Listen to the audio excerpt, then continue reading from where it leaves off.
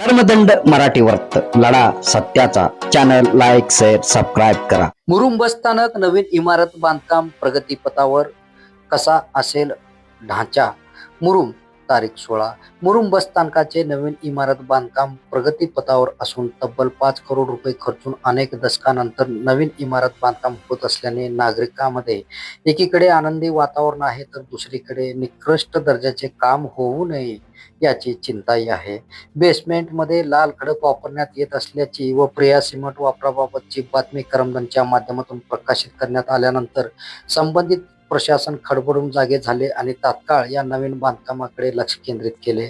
सध्या बांधकामाची स्थिती प्रगतीपथावर असून संबंधित विभागाकडून वेळोवेळी बांधकाम स्थळी भेटी देऊन पाहणी केली जात आहे। कसा असेल ढांचा? नागरिकांमध्ये बस स्थानकाच्या नवीन इमारतीच्या ढांच्याबाबत कुतूहलता होती। नवीन इमारत बांधकामात एकूण सध्या आहे त्या रचनानुसार 6 प्लॅटफॉर्म असणार आहेत। वाहतूक नियंत्रण कक्षाचे द्वार मात्र अक्कलकोट रोडकडे असणार आहे, म्हणजे एक गेट अक्कलकोट रोडला होणार हे मात्र नक्की झाले। कर्मचारी विश्राम कक्ष व्यवस्था स्वच्छतागृह सह विविध सोयी सुविधा युक्त नवीन इमारत बांधकामाची ढांचा असणार आहे।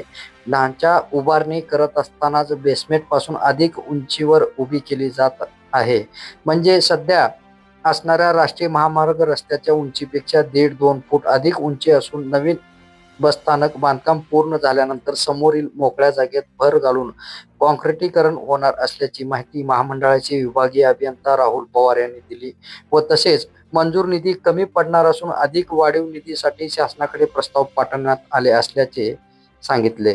नवीन इमारत बांधकाम मजबूत आणि टिकाऊ व्हावे अशी अपेक्षा नागरिकांतून केली जात आहे।